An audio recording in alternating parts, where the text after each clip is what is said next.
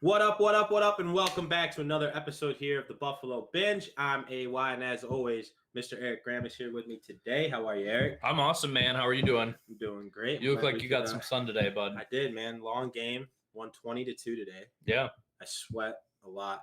I realized I'm out of shape more and more every time I feel you, dude. I actually decided that I'm going to go on a little weight loss journey here. Starting this weekend here. I started my diet, so I'm really excited about it. Yeah. You know what? I think for every pound you lose, you should cut 1 inch off of your hair. I think for every I bet if I cut all my hair right now, I'd probably lose about a pound. So. Yeah, I got a lot of hair, in case you couldn't tell. But hey, we're here to talk sports today, Buffalo specifically. We're going to start with the Sabres, though. Some small news going on there. Owen Power news, Kraken draft news, upcoming free agents, Jack Eichel, Sam Reinhart. So we're going to dive into all that. Is there anything specific you'd like to get into first, though, Graham? First, I'd like to say, everybody, thank you for joining us today. Make sure you hit that like and that subscribe button on whatever platform you're watching from. We're live on all 3 of our platforms right now, Twitch, YouTube, and Facebook. So whatever you're watching on, make sure you hit the follow, the like, the subscribe, share the podcast, try to get it out there. Also, we have some great merch that AY and Greg have really worked hard on. It is out there. It looks really great. I love it. I'm going to be buying a shirt this week and probably a hat, and I'm excited about it. It looks dope. I was thinking about getting a hat. I like the one with the microphone the most, but we're going to keep getting some more options out there. I know we say that every week, but we're just waiting for the right person to come along and help us out. So if you have any ideas, go ahead, throw them in. Leave them in the comments. Maybe we'll use your logo on our merch. That'd be kind of cool in my opinion. But yeah. Build your own logo competition, huh? Yeah, that's what I'm all about. Yeah. I mean, the more people that get involved, the better. The whole thing becomes better. So don't be afraid to leave a comment as the show goes on. We'll get you involved. We'll talk to you, and let's get right into it, man. So the Sabres got the number 1 pick in the draft. Yep. That's probably the best thing that happened to us all year long. I think a lot of Sabres fans would agree with that. I mean, it's a consolation for being so bad all year long, which is nice because obviously with the draft lottery, you're never guaranteed that number 1 overall pick anymore. That was what teams like. I guess teams back in the day used to tank on purpose. Of course they did. And that's how you avoid that. They're talking about introducing a draft lottery into the NFL now too, because of potential tanking. Yeah, for quarterbacks and for whoever you want. Do you like the idea of a lottery draft? I do, but I don't, because the Bills were in mediocrity for a long time. They were never really, I mean, they weren't the worst team in the league, but they sat right in the middle. They could never really figure it out. The Sabres have been bad for 10 years now, and they've been at the top of the draft, and it's been bad because they finished last place like 4 times, but they've only gotten the first pick twice out of that 4 times. I was going to say, when it comes to the lottery and the Sabres, I think we get the 8th pick the most out of any other team in the NHL. I feel like we've always picked 8. It was very rare. I know we went to a game a couple years ago. Actually, I think by now it's like 5 years ago when Eichel and McDavid were just coming out. Yeah, pray for McDavid. We had pray for McDavid. That was awesome. Pray for McDavid. But yeah, which... that kind of gets me wondering, though, too. We talked last time on the show about how we have a very depleted scouting unit in the Buffalo Sabres organization, and that how important it is to kind of get it right, because we have to go off film basically right now, because he couldn't travel as a scout to go watch these players in person. And some of the news coming out about Owen Power is he's contemplating going back to Michigan. And do you think that's going to cause a problem for the Sabres, or do you think we're going to be able to find another positional player that can come right in? Because usually I would say the number 1 Owen pick. Power's a D-man. Well, I know that. Well, I'm just saying can come right in and play, in the NHL. The last few picks that went number 1, they generally just start right in the NHL. You're getting the most NHL-ready player. Yeah. It's a tough call. I think Owen Power is trying to see what the Sabres are going to do as far as head coach. Mm-hmm. I think he's also trying to see what they're going to do as far as who they're going to bring back to the team. He's trying to wait out to see what's going on with the Eichel talks that are going on. There's a lot of nonsense going around the NHL with the Sabres, and we talked about it pretty in depth last week. How there's the Sabres front office is doing the whole team and the whole organization a huge disservice right now. Yep. And there's things that just need to get figured out. You're running out of time, and guys like Owen Power, he's only got a limited amount of time before he can commit back to Michigan or go to the NHL. Yeah. So he's on a timetable too. So he's just trying to see what's going to happen. I would really like to see him playing for the Sabres next season. I think that's the only way he doesn't go back to Michigan is if he's pretty much guaranteed to be on the roster day one. Yeah. And stay up. I don't know. I feel like he's kind of in a predicament. I think you hit the nail right on the head with the fact of there's so many unknowns in the Sabres organization. Like, they are the worst talked about franchise in this league from head to toe. From head to toe. Kevin Adams, he's 50-50 in the media. Some people like him, some people don't. He's 50-50 in this podcast room. Some people like him, some people don't. I never said it. I'm just joking. I'm just joking. I know you are. I mean, there is a lot going into his decision, and I'm just critical. I feel like staying in that competition, at least if he stays in college, you do play some really good competition in college. So it's not like you're really losing a step if you go back. The worst case scenario is if you get hurt, you're kind of screwed. If he gets drafted and gets hurt, the Sabres have to pay for everything. If he gets hurt in college, I mean, they can only do so much. And that's the only thing that can really negate your draft stock, in my opinion, is if you get hurt. But I don't know if we personally need a defenseman. I know I talked to you last time on the show about possibly trading back and just getting the best forward, because we constantly talk about Okposo and Skinner leaving and how we have to replace them. And we've got some youngsters coming up, but most of our good youth is in the backside on the defense. Yeah, it is. And I agree with that. But like I said before, when you got a guy who's the definitive number one talent coming into the draft, you have the first overall pick, you're taking that guy, because typically it takes 3 to 4 years for guys to develop anyways. Yeah. Even if they are NHL ready, they're still not going to be an all-star right off the bat. They're not Alexander Ovechkin anymore. They're not Austin Matthews. Yeah, Austin Matthews was the number one overall pick. He was? He wasn't. Who was the number one overall pick? It was Austin Matthews. Was it? Yeah. Oh, I think you're right. Yeah. But they're not those types of players really that much anymore. Yeah. Most guys need a year to develop or a year to kind of settle in. Yeah. And then they start taking off. Dahlin, he's had a bad rep because he's had very, very poor coaching. It's been hard to watch his development. The kid's definitely got the skill set to be an immaculate player in the NHL, but he just has not had good coaches. He hasn't had the right personnel around, not so much the right personnel around him, but the right drive, I guess. Right. Or the right pairing. Like when he was with Bogosian his rookie year, they were great. They were phenomenal. Bogosian was looking like an all-star, and he was I wouldn't say Bogosian was kind of like the enforcer, but he was the guy that was protecting Dahlin out there, making sure he was in the right spot at the right time, making sure that he wasn't getting wrecked every play. I thought he was a great leader in that. Yeah, influence leader for the youth in general on that team. Like, you could just tell everybody talked highly of Bogosian when he was here, so I was sad to see him. Right. But I think you're right.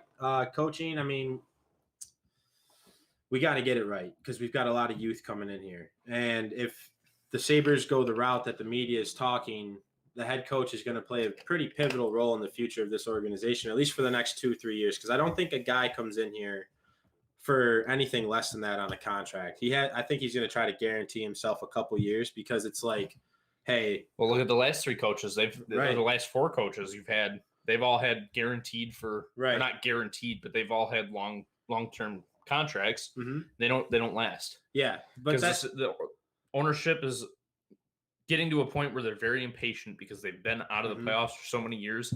I heard Mike Schopp and the Bulldog.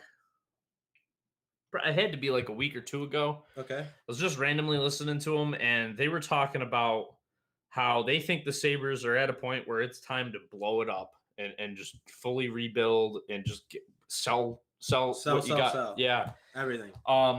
I'm kind of starting to lean towards that because it seems like ownership is going to make some bad moves that are going to they're going to try to pressure Kevin Adams into doing bad moves that are going to put the Sabres behind even further for a longer time.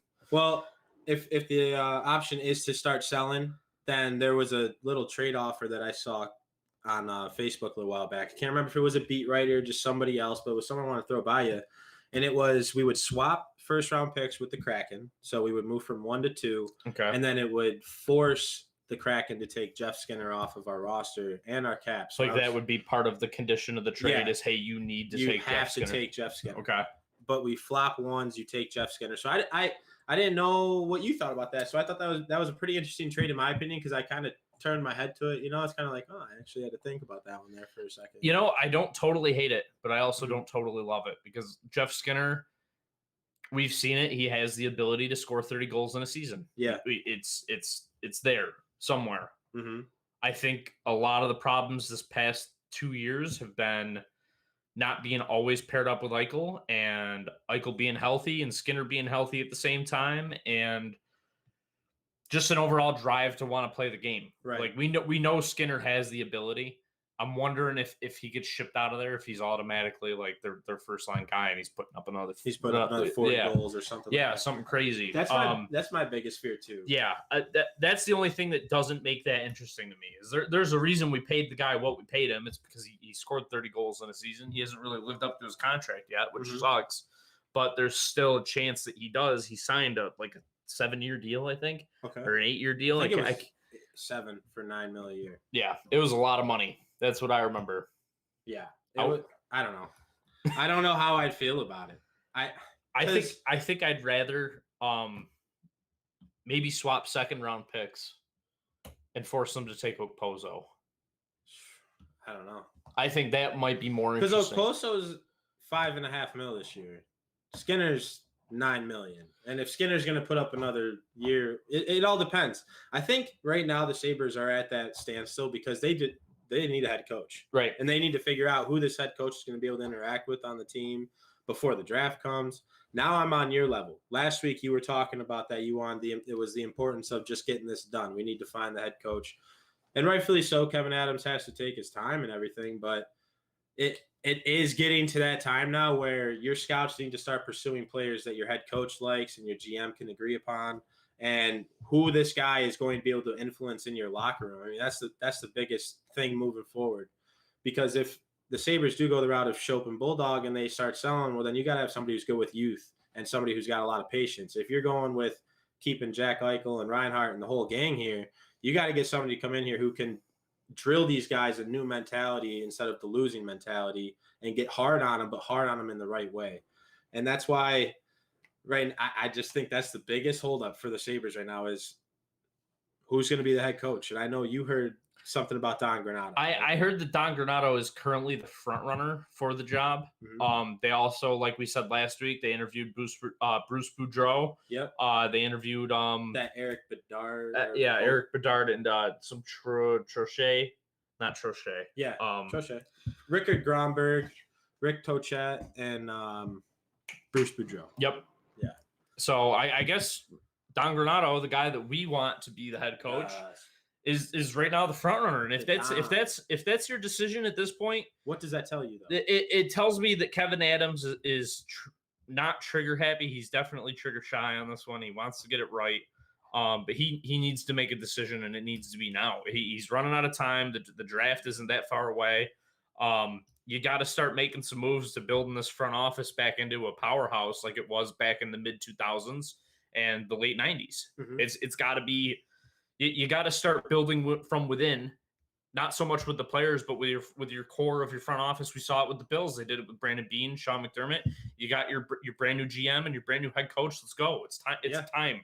You got to start working together with somebody to building a common goal and getting it done. And that's what you and I do all the time. Like this podcast, and Greg, the three of us, we've been working real hard at this and trying to come up with a common goal and common idea of where we see this going. The Sabres need to do the exact same thing. They need to start taking off and getting the right people involved that want to rebuild this team and bring them back to former glory. Yeah, and I agree 100%. I guess my next question is, if they do bring back the Don Granato, does that tell you that they're going to try to keep the main core here, like Reinhart, Risto, and Eichel, or does that tell you that they might go youth? Like, how do you see the team being if they were to stick with the head coach of Don Granato? Honestly, I can see it going either way. I really do, because Don Granato did a great job with the youth here last year. He did a great job with Sam Reinhart, and pretty much he did a great job of what he had last year. if you're bringing back basically the same crew, I think he's going to do just fine. If you're talking about cleaning house, going with your youth and trying to maybe get in some guys that are castaway veterans from other organizations, I think he'll do great at that too. Mm-hmm. I really do. I can see it going either way. I think he's going to be just fine for this next year. I think it's year 2 of him being an actual head coach.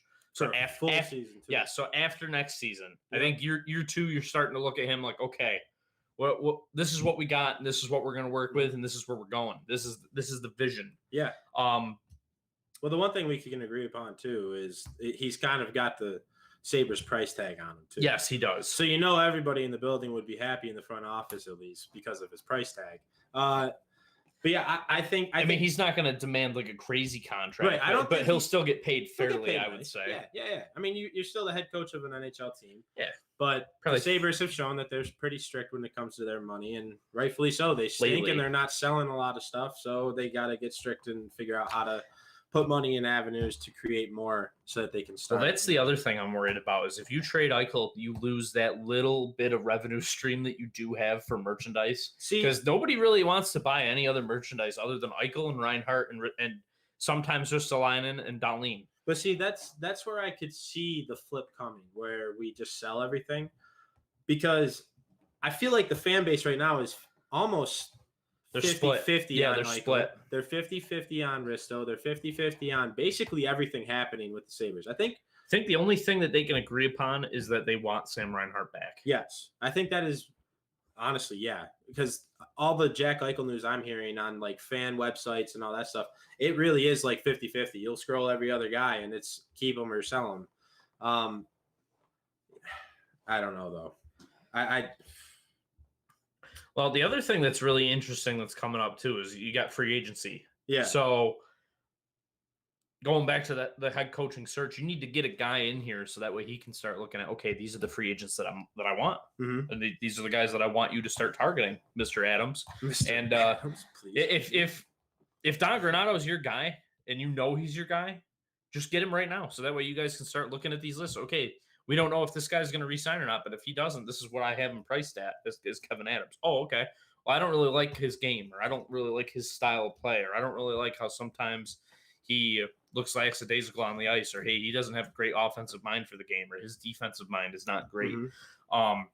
Those are conversations that you can start having with a head coach before the season ends. It's not stuff that you can really wait on. You know what I'm saying? Exactly. You're getting to the point where the season's getting close to the end. We're at I believe the quarterfinals of the playoffs, which is very close to the end. Got one more round. You got to start talking long term too. You got the expansion draft coming up. You've got the entry draft coming up. You've got a whole bunch of stuff that you have to fill in your front office as the Sabres. Like, there's just a lot that needs to get going. Yeah. The wheels have to start turning, or else we're going to find ourselves in the same predicament next year.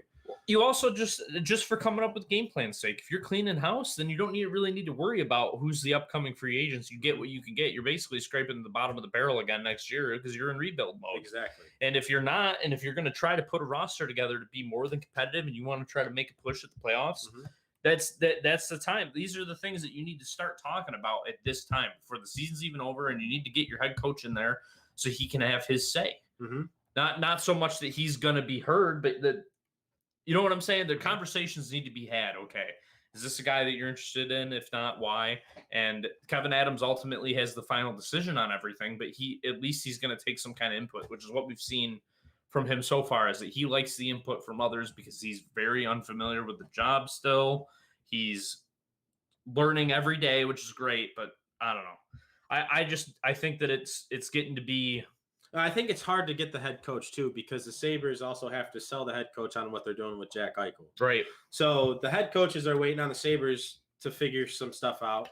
The players are waiting on the Sabres to find their head coach, and the Sabres are waiting on other people to give them the feedback they need to make the correct decision. So there's a lot of I think we're past that point of going in the pot right now. I think we're past the point of coaches not wanting to go to the Sabres. Right. Because they've already interviewed guys. I think now it's basically Kevin Adams just going, well, who do I hire? Who do I get? Right. And asking for input from Karmanos or not Karmanos. Yes, Karmanos. Jason Karmanos. Yeah. Yes. Yep. it's just got to happen soon, and we need to start seeing some wheels turning because right now we're just stalled out, and it sucks because now all we're hearing right now is Eichel trade rumors and trade rumors about the Kraken draft and getting rid of Skinner, and like it's all rumors, but rumors come from somewhere. They're never just made up. Most are. Well, I mean, some are.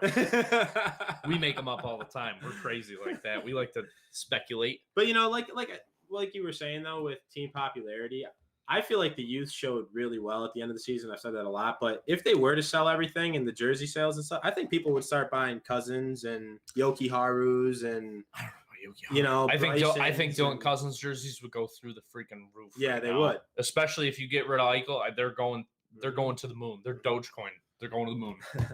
I'm hoping Don Granato figures it out. We'll keep you guys in the mix on what goes on with the head coaching in the Buffalo Sabres organization. Just make sure you like, follow, share, tell your friends about us here at the Buffalo Binge. We want to get everybody involved in this binge community.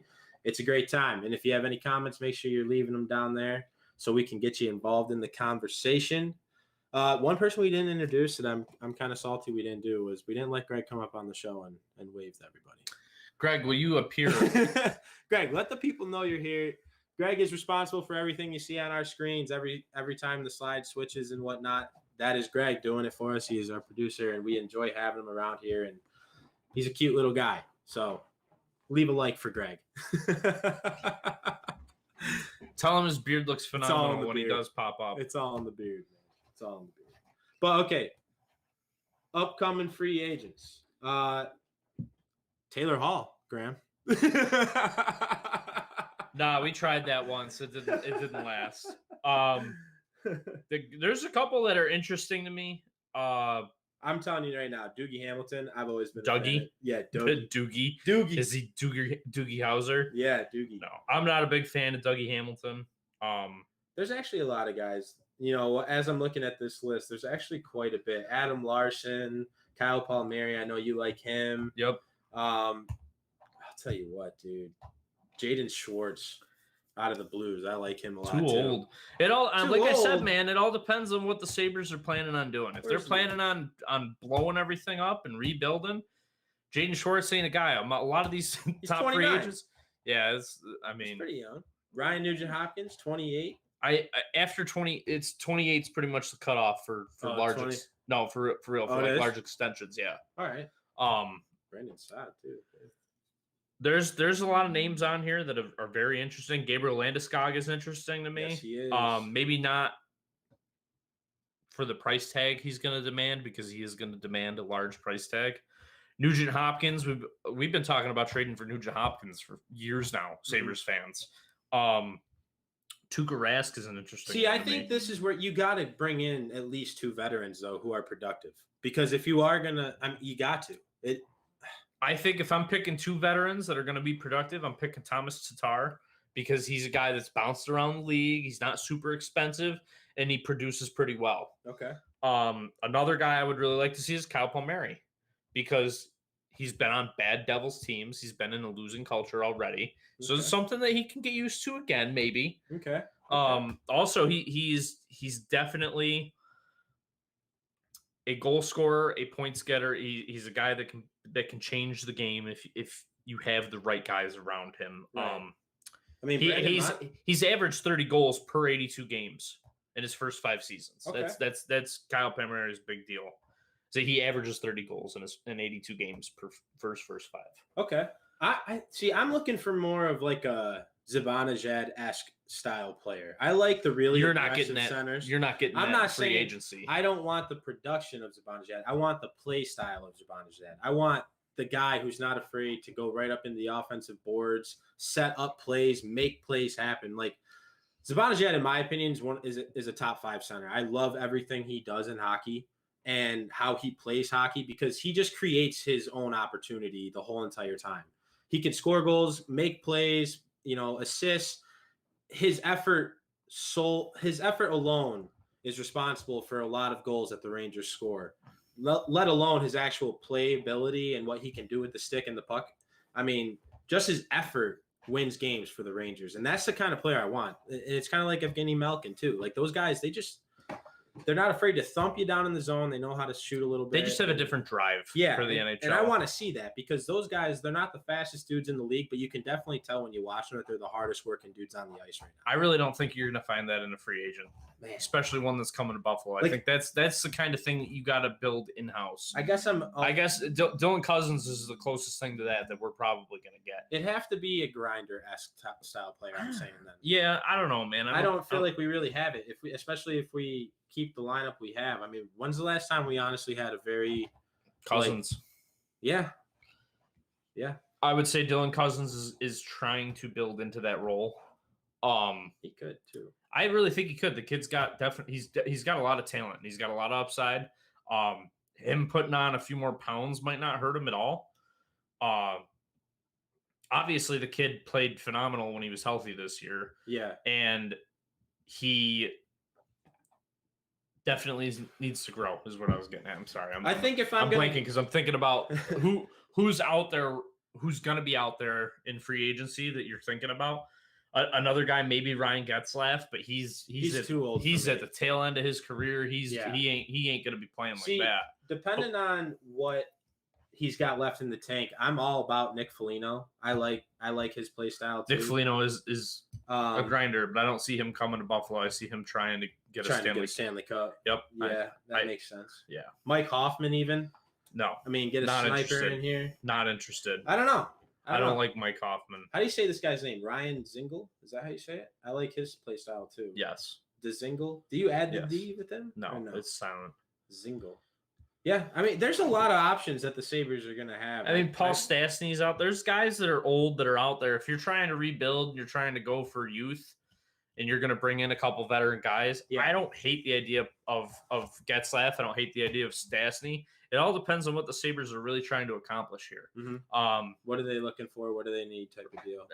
I wouldn't even say what do they need. Well, for the price, Graham, I mean, you're the big price guy here. So what are you going to get for the price tag? I think that the Sabres are going to be looking at the bottom of the market this year in free agency because of the price tag, because of the fact that they're in horrible cap situations with past contracts. And this is how free agency works every year. Everybody overpays for free agents, and they end up having bad contracts, and guys underperform. There's this guy right now for the Canucks, Louis Eriksson. Oh, God. You know who I'm talking about? Yeah, his contract is awful.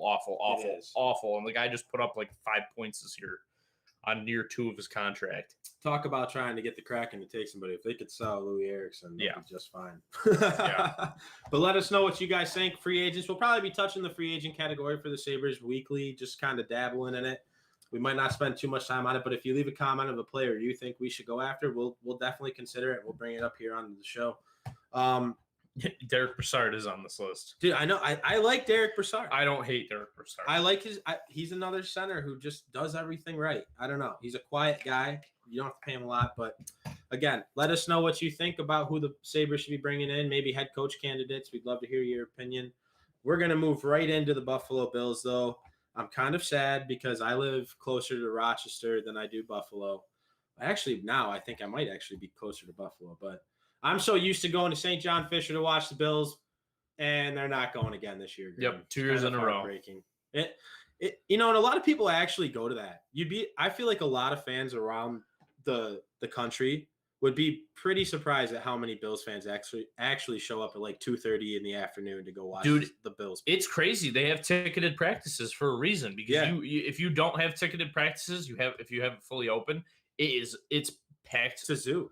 It's packed bigger than the stadium. There are so many people because it's free and it's nice outside and there's tons of people this is the only chance that they get to really see these guys up close. Mm-hmm. They go and you're literally right there. Like where they practice. If you've never been there at St. John Fisher, it's just a fence that divides you, and everybody just stands around them. You could literally and there's some bleachers almost but I'm saying like you're so close. Like if you ever get the chance to go to St. John Fisher, if they ever renew their contract, because I think you told me that the contract expired this year. So that's also what's really unfortunate is because now we don't know what the future is as far as training camp. If they're going to do it in-house every year, which it looks like it's leaning that way. It's hard to say because Brandon Beane and Sean McDermott have been adamant.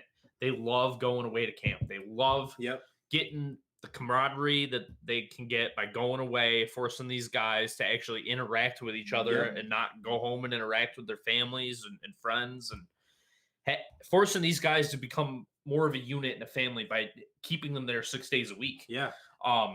They love that benefit that they get from it, but at the same time, money talks, and the Pagulas, we've heard rumors that they're really struggling with money. They just built this whole new facility for them. They got all these all this extra space now. They got 2.5 full fields, I believe, at One Bills Drive just for training camp now. Yeah. And on top of that, you also have one of the most updated medical facilities in all of the NFL. Then that's where I was going to go with it. It's really unfortunate if they don't renew this contract for the sole purpose of you just get the community involved, and it's a great experience. But when you get the money involved into it and you start looking at these guys as a product and not a person, because maybe that's how some GMs and organizations look at these guys. Unfortunately, it's a product. You can't look at it as a person in some aspects, because it's like when you buy a car, you buy the car, you want it to do everything you bought it for. Once it stops doing that or slowing down a little bit, you release it and you get rid of it and you get a new one and you update the car. But like you said, Graham, I mean, they got the best medical facility in the NFL. They've got the best weight room in the NFL. They just redid their inside dome. I mean, they have everything they need. They just put down brand new turf on 2 of their fields. They have everything they need in Buffalo. They've literally built their field house for the purpose of being able to do what they're doing with this team. And I can see them not renewing it and just staying Not to mention it saves you money not having to travel, not having to pay chefs and stuff. Well, not only, I wasn't even thinking about that. I was thinking more of like equipment stuff. You gotta pay for shipping to get all your stuff out to Rochester from Buffalo. And I mean, you've seen it. It's like 4 or 5 tractor trailers. Yeah. Or I think it might even be like 6 or 7 of them. And they're all parked in the parking lot outside of the facility, and they stay there until training camp's over. But that just the amount of logistics that go into having to travel for training camp rather than just doing it in-house. I have a feeling that they're going to lean towards it's not worth it, no matter how much the coach and the GM really like to leave. Which is really unfortunate because I love having it here in Rochester. Me too. I love being able to go. It's if you haven't been, it's really a phenomenal time. There are so many great Bills fans. Everybody's there trying to get an autograph. Everybody's there just wanting to see something cool.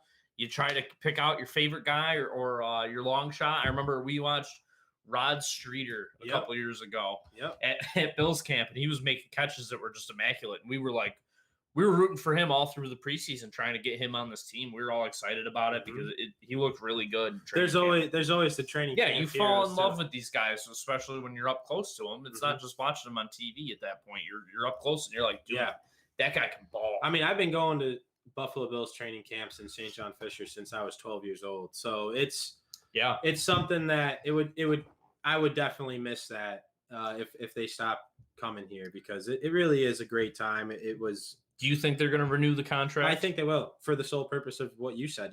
Brandon Beane and Sean McDermott really believe in camaraderie. They believe in continuity. They believe in family.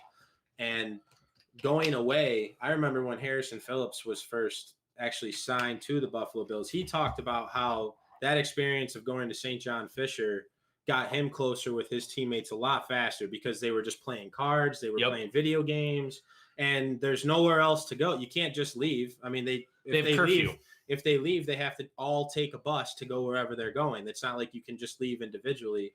I guess the last couple of years they've made it so you could leave. Well, not last year, but the year before, you could leave individually, but there's curfews. Yeah, it's kind of like when you go away to like a baseball tournament. A travel tournament. Yeah, like a travel baseball tournament. You can do whatever you want in your free time. It's just better to do it with other people, right? Especially when you don't know where you're at. Right. I'm really excited to see what happens. I'm hoping they renew the contract. I think they're gonna. I really do. I think they will. I'm not trying to get my hopes up. That's my only thing. Is because every time I get my hopes up with the Bills or the Sabres with ownership with the Pagulas, I always get let down somehow. I really that's the God's honest truth, man. Yeah. I always get let down somehow. Like Pagula Sports Entertainment Yep. taking over the Blue Cross Arena. I'm like, oh, okay. They're gonna fix this place up and it's gonna look really nice. Yeah. And they did nothing. And they did nothing. I went to the opening night of the Amherst a couple years ago and they had no food and they did not have enough employees working. Oh wow. And it was like it was like 2 days after they took over. Well, that's pretty hard operations. because a lot of people probably quit. But you when you're taking over operations of a stadium that's being used, you would expect them to be like, oh, okay, well, immediately this is what we got to do right away. Yeah, but try hiring. I mean, no. I'm not even talking about hiring. Yeah, you have all these people that are already there. Yeah, maybe they work quit. They work for the individual. There's individual like restaurants and stuff inside. Okay. But the Pagula Sports Entertainment was responsible for finding those contracts and something. Well, no, like supplying the food and the drinks and stuff. Yeah. Where they just ran out of everything. They had specials on hot dogs, and the hot dogs were gone in like 5 minutes. It was horrible. Well, it was one of the worst experiences at a hockey game that I've ever had, and I was very upset. Because when you go to a hockey game, you just want to sit there, have a drink, have some food, watch a good game. Usually, in the AHL, there's a fight or two or 10 with the Amherst case. Last time I went, it was 14-3 Amherst, so that was a good time. Yeah, they had put up good goals, but you just want to sit there and have a good time. You're not trying to you're not trying to go crazy. True, but when I go crazy when there's nothing there to eat or drink, you're like, oh my god. But yeah, I mean, we'll keep you updated on the contract situation with St. John Fisher moving forward. But speaking of training camp and sticking right with OTAs, we've had a fight come out between John Feliciano and AJ Epinesa. I want to hear your take. If you think this is good or bad first, then I'm going to give you mine because I'm kind of interested to see if you think that if this was a good thing. So I am not fully aware of what was said or what happened on the field. I can tell you if you want. I'll give you my take on how I feel about a scuffle in practice first. Right, then you can tell me, and then you can tell me and everybody else who doesn't know exactly what happened. Sure. I feel that sometimes fights in practice can be beneficial because it can put people in their place that need to be put in their place, that think they're too big for their britches, as it were. The other reason that I think that you can have fights in practice to make things beneficial is because it creates more competition. I was leaning more towards a drive to just beat the guy in front of you. Especially in this case with Epinesa and Feliciano. If you're facing off, if you're squaring off right against each other and you're getting into a fight afterward, dude, you better watch out. Those guys are going at it, regardless of who's watching. And they're going to try to see who's better. That's what I like. The bad thing about fights in practice is that sometimes it causes people to take sides. Yep. And sometimes you just don't want to see your friends fight, which sucks. So but I would like to know what happened exactly. So they were doing a screenplay. AJ Epinesa read the play perfectly, picked off Josh Allen, ran it all the way back to the touchdown, and the whole entire time, John Feliciano was chasing him to the end zone. And when they met up, AJ threw the ball at Feliciano, and Feliciano and him just started going at it. And the rest of the team had to come down and break him up and everything. That's the report that was told. In my opinion, I really think that this was a good thing. And I only think that for one reason is all these guys, we've talked about it day in and day out on this show about the offseason, what some of these guys have done in terms of pay cuts, what they've done to stay here in Buffalo. The mission is set. I mean, these guys know it's this year or next year. We're going, this is our best chance to get to the Super Bowl. We've got the same guys coming back. We've got the same group of dudes. We added some great pieces like our Rousseau and our Boogie Bashams and our offensive linemen. So I think the mindset is perfection at the least. And when you get plays like this with no pads on, sometimes you got one guy going harder than the other. You got one guy kind of just chilling like, hey, man, let's go through the rep. And then you got another dude trying to make the roster. You know, there's guys out here who are trying to make thousands of dollars a week compared to millions just to stay relevant and to get the opportunity to continue their dream of playing in the NFL. So I understand, that aspect where some players are probably going harder than others. AJ Epinesa just had two other DNs, drafted this year. He's also got Mario Addison and Jerry Hughes he's got to beat out. I mean, every rep counts. And Daryl Johnson. Yes. Daryl Johnson's a guy who's been there for years now Mhm. and hasn't made a huge impact, but the coaches like him. Right. Every rep counts offensively and defensively, especially John Feliciano and the offensive line. We have so much depth on this line. We are going to cut at least 3 people on our offensive line. They're going to get picked up like that. Yep. I know it. We don't have one guy who cannot start in the NFL. So with that being said, I just think the mindset is there. It's win at all costs. The offense hates the defense, and the defense hates the offense when it comes in between the whistles. But after that, the situation was done. John Feliciano, before they even went to the locker room, said that they made up. It was over. It was done. Iron sharpens iron, which has been the constant remark being told out of the Buffalo Bills camp. And I don't think this is a bad thing. And I did read a lot of articles where a lot of people think this is bad. I just think the Bills know what the mission is, and they're locked in. And every rep counts for all of these guys this year, and that's just my take. I 100% agree with your take. 110. Mhm. It's really, really well thought out, to be honest. So I can see where a lot of people are coming from, because we have seen fights in training camp before with other teams, and usually they are what you described. Honestly, they're more malicious, Yes. and guys are like, they're just talking smack to each other, and some dude gets pissed off when they get beat, and then a fight happens, and it sucks, but it ends up being all over the media. It's all over Sports Center.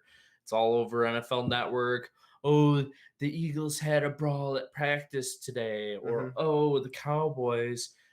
Des Bryant threw his helmet at a teammate, or something crazy like that happens every year. Yeah, this is not one of those instances where the guys were legitimately like. I would prefer an inter squad fight like this one that took place in Buffalo than us going and you know how we do those joint practices. Yes, I don't ever want to see our team fighting the other team then, because that just shows you remember the joint practice with that Oliver and Cam Newton. Jesus where Christ. they were staring at each other. As soon as you said that, I thought about that. That's the kind of stuff that's the reason I don't like joint practices. But that shows you the composure that he was willing. I mean, Cam Newton was chirping at Ed Oliver the whole practice, and all Ed was doing was staying quiet and just staring him down.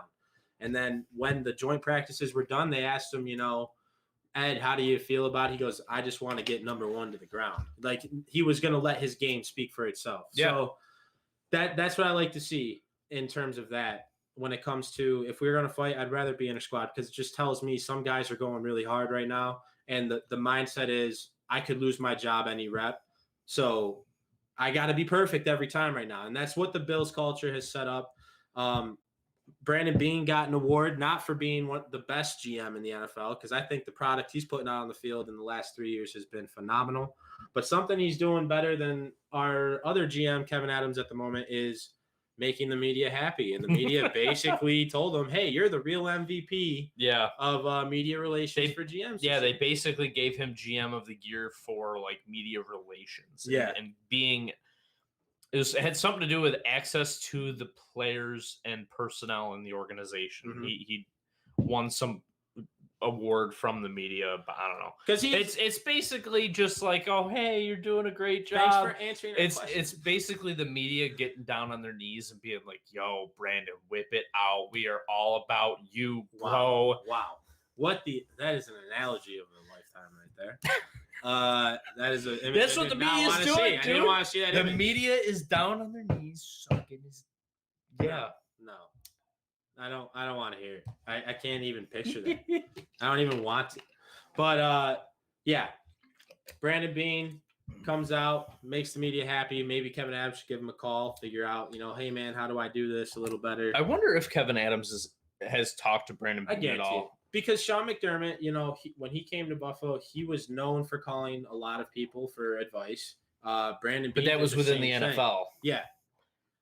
Do you think Kevin Adams has talked to? Yeah. Yeah. I mean, they're in the same situation, basically. Kevin Adams is in a salary cap and veteran-filled lineup right now that needs to get dumped or saved, and you don't know who to cut and take dead space and whatnot. Part of that is by his own doing. Yeah, I know. The salary cap stuff. At the same time, first year GM, I think it's a different sport, but you kind of handle it the same way. Everything kind of lines up in the end. So One other thing I kind of want to talk to you about while OTAs are going on. Do you believe in the whole look good, play good feel? Yes and no. I think that if you feel good health-wise, you play really good. Do you think swagger makes you better? I think swagger makes you appear better.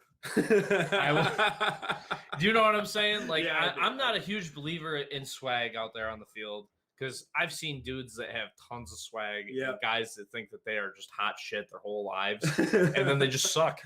That's the plain and simple truth. I know a lot of people out there have seen people like that. There's guys that drive around in $1 million cars that walk like cruise around like they're hot shit when really like they're horrible human beings.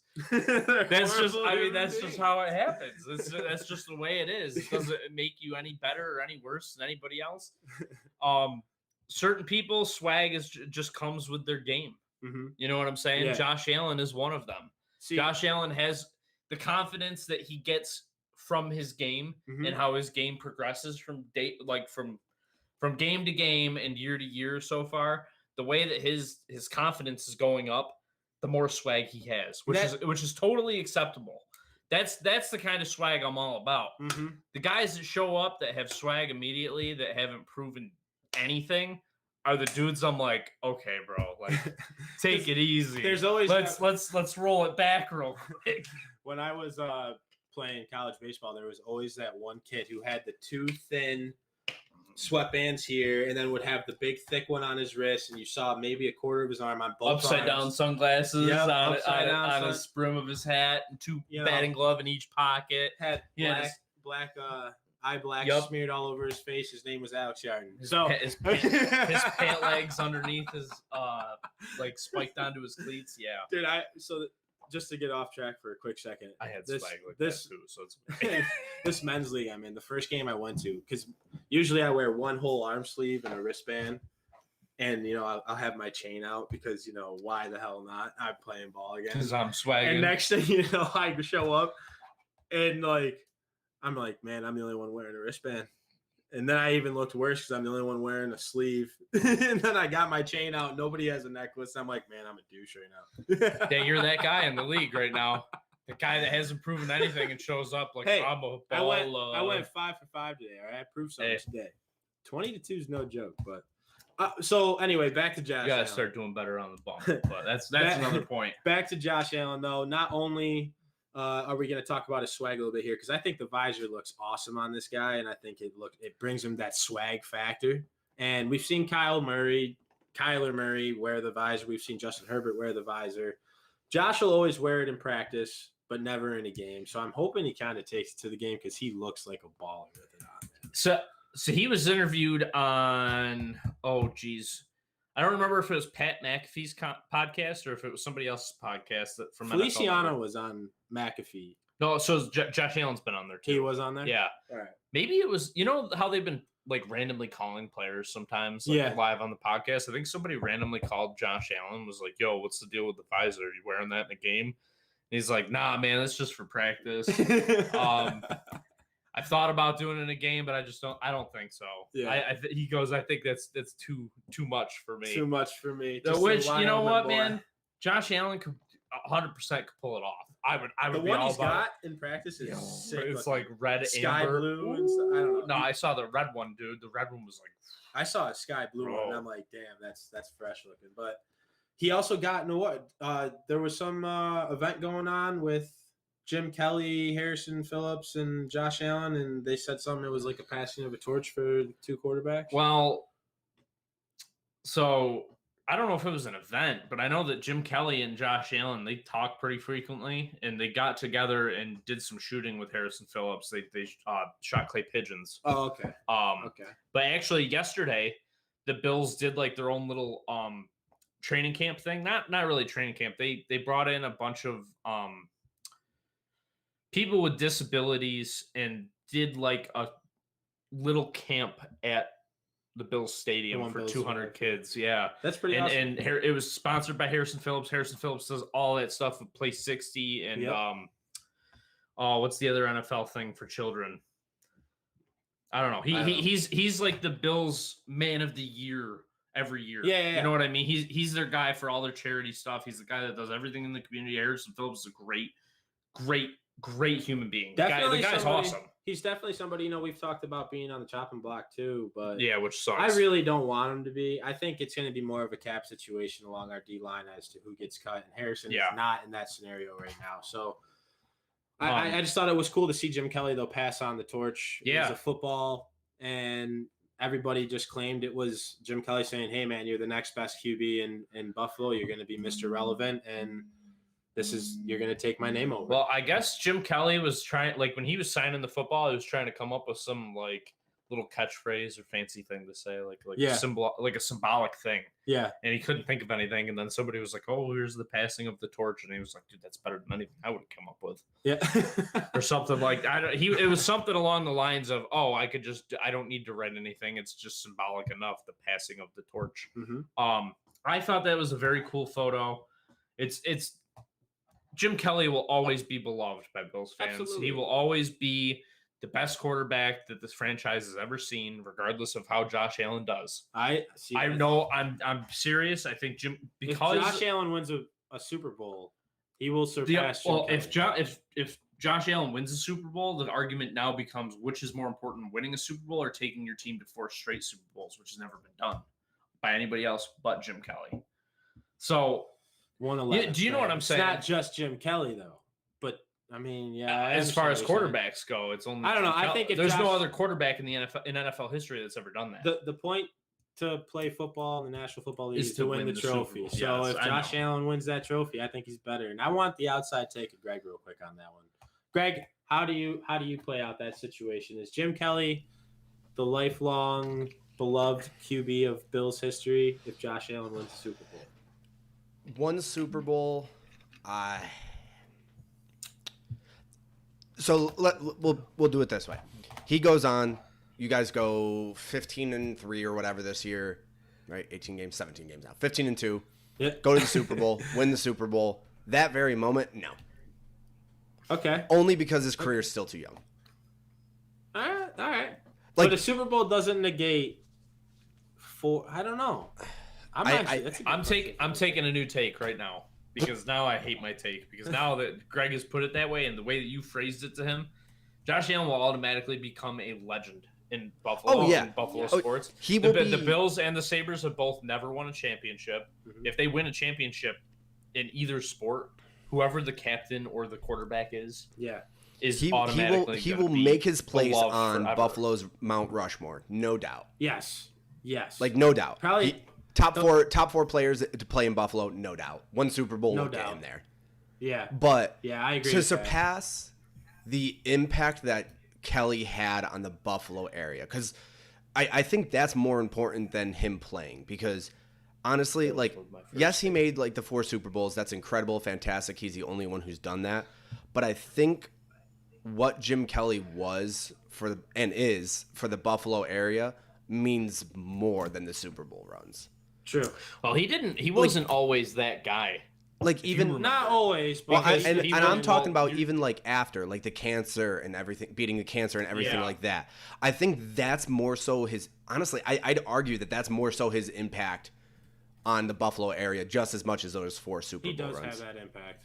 He does now, absolutely, 100%, and probably for the past 12 years at least, he's been the face of 20. Buffalo Bills.